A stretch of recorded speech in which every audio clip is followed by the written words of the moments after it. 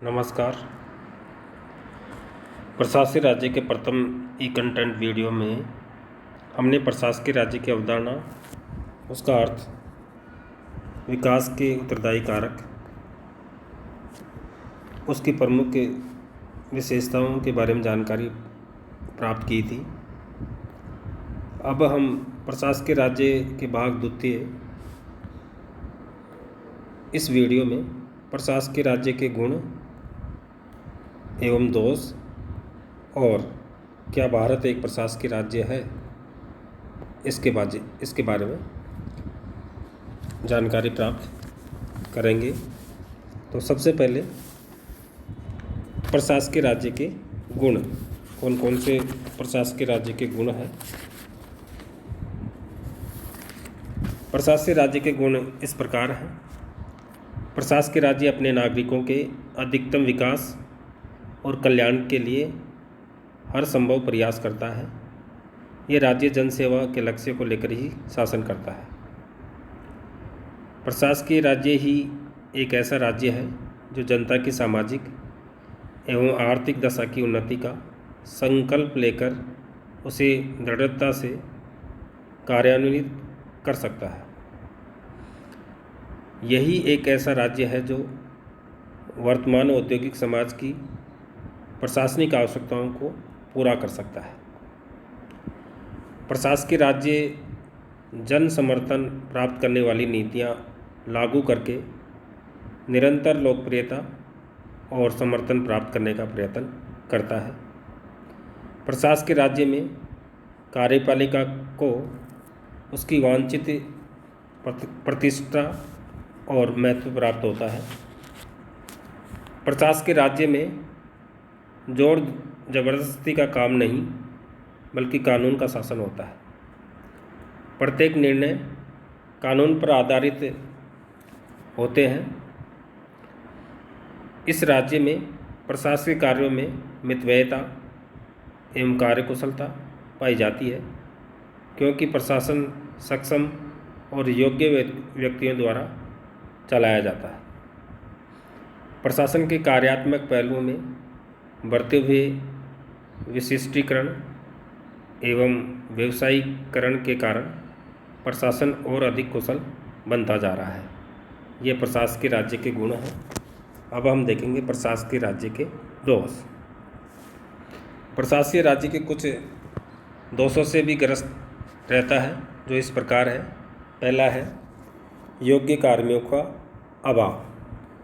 प्रशासकीय राज्य के कंधों पर बहुत अधिक दायित्व होते हैं, जिनकी पूर्ति के लिए उसके पास पर्याप्त दक्ष, विशेषज्ञ, कुशल कार्मिक नहीं होते।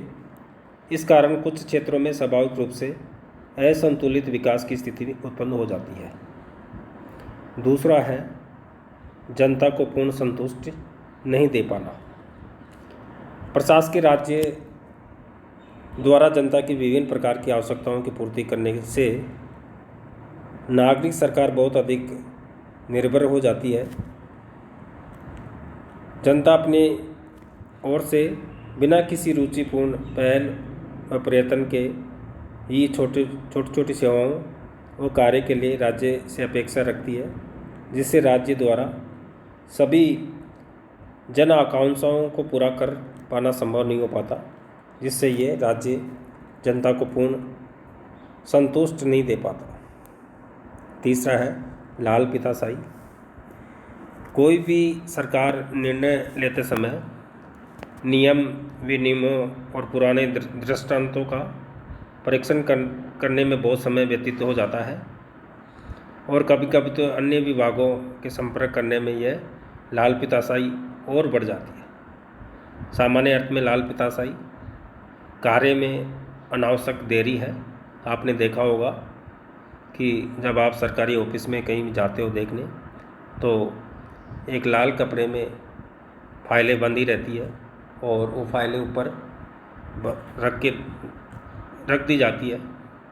तो इसी के कारण इसके लाल पिताशाही, उस फाइल जो कपड़े में लाल रंग के कपड़े में बांधी जाती है, इसे लाल पिताई कहते हैं, लाल पिताशाही कहते हैं। लाल पिताशाही का अर्थ ही है कार्य में देरी करना। आवश्यक नहीं, अनावश्यक देरी करना, नियमों और विनियमों की ओट में कर सकते हैं या उसके दृष्टांत परीक्षण करने में समय लगने का कारण हो सकता है, इसलिए इसे लालफिताशाही इस प्रशासकीय राज्य की एक प्रमुख दोष है। तीसरा दोष है जन सहभागिता का अभाव। जन सहभागिता के अभाव में प्रशासकीय राज्य में जन सहभागिता की आकांक्षा रखना एक भ्रम मात्र है, क्योंकि अधिकांश लोगों के पास सरकारी नीतियों का समर्थन करने के लिए न तो समय होता है न ही सुझाव। यथार्थ यह है कि अधिकांश योजनाएं सरकार द्वारा प्रेरित और कार्यान्वित की जाती है, जिससे जन साधारण तक कोई खास लगाव नहीं होता। जिन नीतियों में जनता की सहभागिता नहीं होती वो नीतियाँ अच्छी नीति नहीं कहलाती। जनता की जन सहभागिता नीति निर्माण में ली जानी चाहिए, नीति के क्रियान्वयन में ली जानी चाहिए, नीति की समीक्षा करने में ली जानी चाहिए। तो ये प्रशासकीय राज्य की जो प्रमुख जो दोष है वह है जन सहभागिता का अभाव। तो इसमें जनता का सहभागिता कम होती है नीति निर्माण में, इसलिए इसकी प्रमुख दोष माना जाता है। आगे है कार्यपालिका का वर्चस्व रहता है। तो किस प्रकार से कार्यपालिका का वर्चस्व रहता है?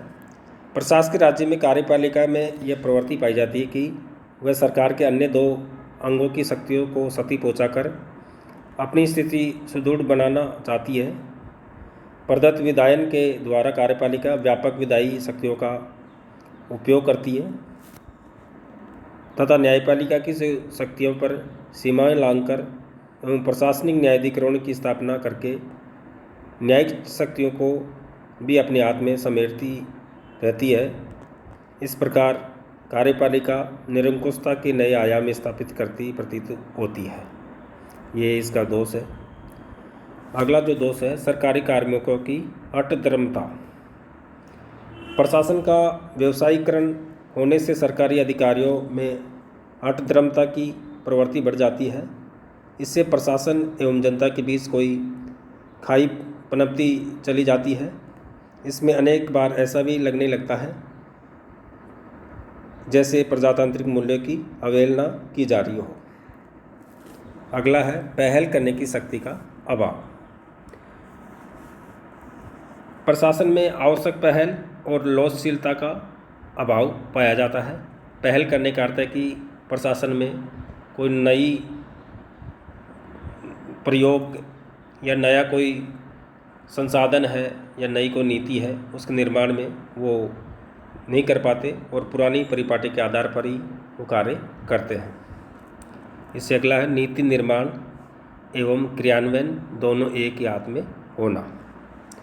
सैद्धांतिक रूप से ये कहा जाता है कि उच्च स्तरीय नीतियों का निर्धारण जनप्रतिनिधियों द्वारा किया जाता है, किंतु यथार्थ ये भी है कि इन निर्णयों में जनप्रतिनिधियों की भूमिका प्राय नगण्य सी होती है। वस्तुतः ये नीतियाँ उच्च सरकारी अधिकारियों द्वारा बनाई जाती है, जिन पर मंत्री अपनी औपचारिक स्वीकृति दे देते हैं। विधानमंडल जो मंत्रियों के नेतृत्व में कार्य करता है भी अपनी औपचारिक स्वीकृति की मोहर लगा देता है। इस प्रकार नीति निर्माण और उसका क्रियान्वयन अनंत प्रशासन का ही दायित्व हो जाता है। तो ये प्रमुख प्रशासकीय राज्य के दोष थे। अब देखेंगे भारत एक प्रशासकीय राज्य, एक समीक्षा। यहाँ वह जिज्ञासा स्वाभाविक होती है कि क्या भारत एक प्रशासकीय राज्य है? निसंदेह इसका उत्तर सकारात्मक है। भारत वर्ष में प्रशासकीय राज्य के सभी लक्षण पाए जाते हैं। स्वतंत्रता के पश्चात हमारी सरकार के कार्यों में अभूतपूर्व वृद्धि भारत के प्रशासनिक राज्य होने का सर्वोपरि लक्षण है। आज भारत की सरकार लोक कल्याणकारी दर्शन से प्रेरित होते हुए नागरिकों के अधिकतम हित के लिए अधिकतम सेवाओं का संचालन कर रही है। यही कारण है कि हमारे देश में भी अन्य देशों की भांति ही कार्यपालिका का महत्व व्यवस्थापिका न्यायपालिका की तुलना में अधिक दिखाई देता है। वस्तुतः ये कार्यपालिका ही है जो देश के शासन की नीतियों का निरूपण करती है, उन्हें क्रियान्वित करती है और ऐसा करते हुए जनसाधारण के प्रति अपने उत्तरदायित्वों का निर्वाह करती है। कार्यपालिका के इस उत्तरोत्तर बढ़ते हुए महत्व का स्वाभाविक परिणाम नौकरशाही पर उसकी निर्भरता और प्रशासकीय शक्तियों का उनके हाथों में केंद्रीयकरण के रूप में हुआ। भारत ही एक ऐसा प्रशासकीय राज्य है जिसमें कानून का शासन है। प्रशासन संविधान की भावना के अनुरूप प्रत्येक नागरिक के साथ समान व्यवहार करता है। विज्ञान और प्रौद्योगिकी के प्रभाव के कारण प्रशासन में विशिष्टीकरण बढ़ता जा रहा है, जिसका परिणाम यह हुआ कि व्यवस्थापन के अपने मूल दायित्वों को एक बहुत बड़ी सीमा तक कार्यपालिका को स्थानांतरित करते हुए प्रतीत हो रही है। पंचवर्षीय योजनाओं के माध्यम से विकास के मार्ग में प्रशासकों के एक विशेष वर्ग पर सरकार की निर्भरता को बढ़ा दिया है। भारत में भी प्रशासकीय राज्य की समस्त सीमाओं और दोषों को देखा जा सकता है जो किसी भी अन्य प्रशासकीय राज्य में पाए जाते हैं। राज्य ने जिन भावनाओं से सेवाओं के संचालन का दायित्व ग्रहण किया है, उसकी तुलना में पर्याप्त दक्ष, प्रशिक्षित, कुशल और निष्ठावान कार्मिकों तथा साधनों का अभाव कदम कदम पर अनुभव होता है। यही कारण है कि पंचवर्षीय योजनाओं के लक्ष्य समय पर पूरे नहीं हो पाते हैं। नौकरशाही की लाल पिताशाही और उसकी नियमों, विनियमों एवं पूर्व दृष्टांतों में उलझने की प्रकृति के कारण उसके और नागरिकों के मध्य संवेदनशीलता का कोई रिश्ता शेष रहता दिखाई नहीं देता है। कार्यपालिका सरकार के अन्य अंगों की शक्ति को क्षति पहुँचाकर अपनी स्थिति को सुदृढ़ करना चाहती है। ऐसी स्थिति भारत में भी अनेक अवसरों पर यह अनुभव की गई है या किया गया है। निष्कर्ष के तौर पर ये कहा जा सकता है कि भारत वर्ष में प्रशासकीय राज्य के सभी लक्षण, गुण और सीमाओं सहित पाए जाते हैं। समालोचक निसंदेह इस स्थिति को प्रशासकीय राज्य का पर्यायी मान सकते हैं। धन्यवाद। जय हिंद।